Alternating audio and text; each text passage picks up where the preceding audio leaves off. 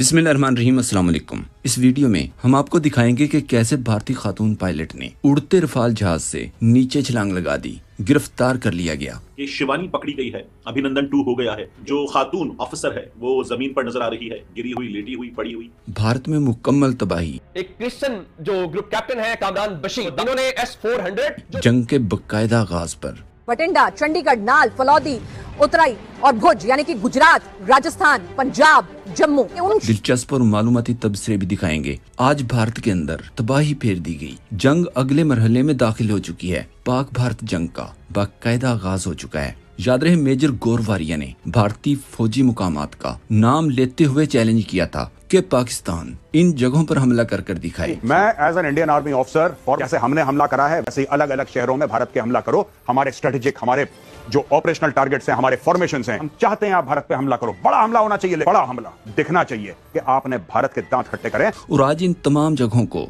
बल्कि इससे भी ज्यादा मुकामात पर तबाही फेर दी गई। वो ये कि जब आप अपने एयरबेस को नहीं बचा सकते तो जनता को क्या बचाएंगे। घबराहट एक तो लोगों की नजर आ रही है क्योंकि तमाम एयरबेस ध्वस्त होते हुए नजर आ रहे हैं, आग के गोले में बदले हुए नजर आ रहे हैं।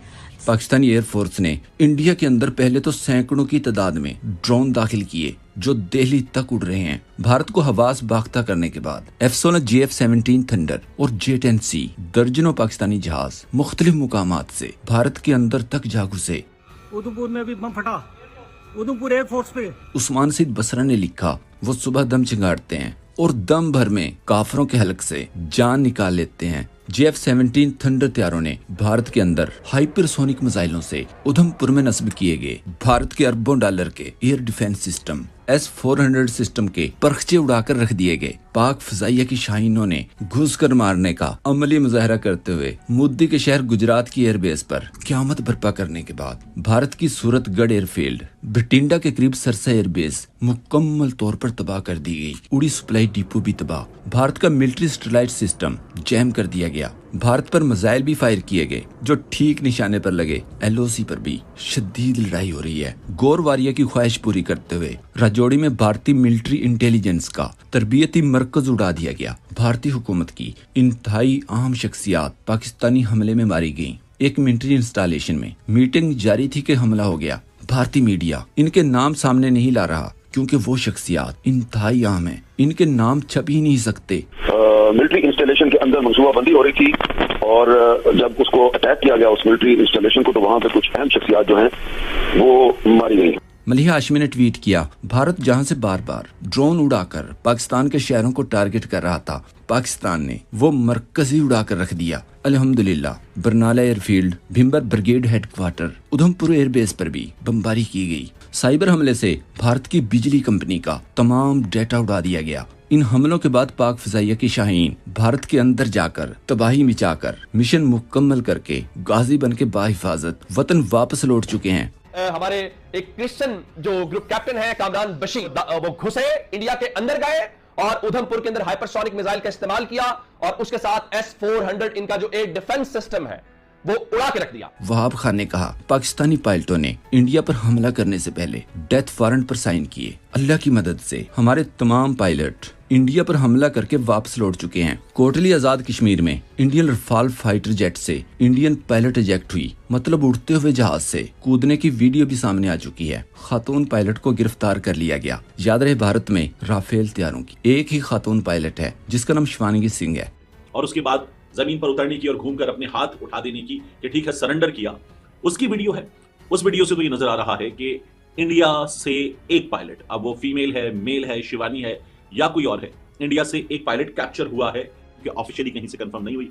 तो जिनसे मैंने कहा है उन्होंने कहा कि इस सिलसिले में मालूमात मुकम्मल कंफर्मेशन के साथ तमाम सबूतों के साथ जल्द दे दी जाएंगी। इंडिया की तरफ से शोर कोट पर दागे गए मिसाइल को पाकिस्तानी एयर डिफेंस सिस्टम ने फिजा में ही फाड़कर नकारा बना दिया। याद रखें, इससे पहले रात के वक्त भारत ने नूर खान एयर बेस पर हमला किया था, लेकिन सिर्फ जुजवी नुकसान पहुंचा था। और फिर सुबह सुबह जंगी जहाज इसी एयर बेस से इंडिया पर आग बरसाने उड़े। इंडियन मीडिया पर क़यामत आ चुकी है। एंकर ने रोते हुए कहा, पाकिस्तान ने जो मिसाइल आखिर में चलाने थे वो शुरू में ही चला दिए। दूसरे ने जवाब दिया, इनके پاس بہت زیادہ ذخیرہ ہے اسی لیے چلا دیے. ان کے پاس اس سے بھی زیادہ کارگر میزائل ہیں. دیکھیے ان کے پاس جیسا میں نے پہلے بھی بتایا کہ وہ اور بھی بہت سارے میزائلوں کا ذخیرہ ہے اور اس سے بھی زیادہ کارگر میزائل ہیں. دفاعی تجزیہ کار پروین کے مطابق بھارتی آپریشن سندور ناکام ہو چکا. اس کے بعد پاکستان کو بھارتی ایئر فورس کی جتنی قابلیت ہے اس کا بخوبی علم ہو چکا. جنرل آصف غفور نے اپنے ایک ٹویٹ میں لکھا، آپ کو پہلے ہی خبردار کیا تھا کہ باز آ جاؤ. آپ کو بار بار خبردار کیا تھا کہ ہمارے عزم کو نہ آزمائیں اور پاکستان سے نہ الجھیں. آپ کی ریاست ایک حقیقی دہشت گرد ریاست ہے جو مقبوضہ جموں کشمیر میں بے گناہ کشمیریوں کے خلاف بدترین مظالم کی مثال ہے. اب رک جاؤ ورنہ پاکستان کی مسلح فوج کے ہاتھوں بڑے نتائج کے لیے تیار رہیں. بھارتی سشستر بل دہراتے ہیں کہ وہ تناؤ وردھی نہیں چاہتے.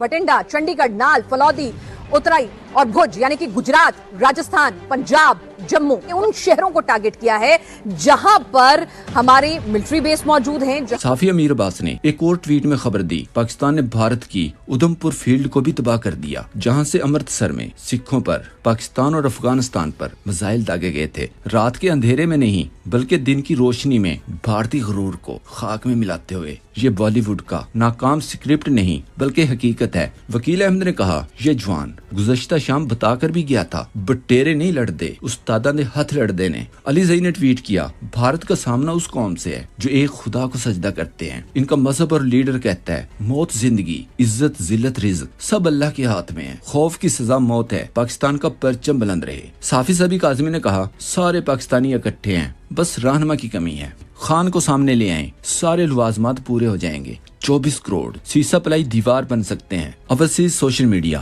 سب مل کر اپنے گھر کا دفاع کریں. ایک نے لکھا، بریانی کی دیگ میں جتنے مرضی مسالہ جات شامل کر لو، اگر نمک نہیں ڈالو گے تو بریانی کھانے کا کوئی مزہ نہیں آنا. عمران خان کے بغیر فتح بد ذائقہ ہوگی. سہرش مان نے ٹویٹ کیا، رات کی تاریکی میں چھپ کر وار کرنے والوں کو دن کی روشنی میں دردناک جواب. اللہ اکبر. عثمان سید بصرہ نے ایک ٹویٹ میں کہا، پر جیسے سرخاب ماتھے پر محراب، کوئی پوچھے تو بتانا. Aurangzeb and company. ایک اور ٹویٹ میں لکھا، آج گواہ رہیں جب بھارت نے اس قوم پر جنگ مسلط کی تو اس قوم پر مسلط مودی کے دوستوں کو گہری نیند سے کوئی اٹھا نہ پایا. آج قوم سیاسی رہنما کے بغیر کھڑی ہے. عمران خان کو رہا کرو، قوم کو اس کا محبوب قائد دو کہ جنگ جیسے محاذ پر تاجر اور دولت کے پجاری دم بھر کو کھڑے نہیں ہوں گے. احمد مختار نے کہا، انڈیا پر جوابی حملے سے میاں نواز شریف یقیناً پریشان ہوں گے، مودی سے افسوس بھی کیا ہوگا.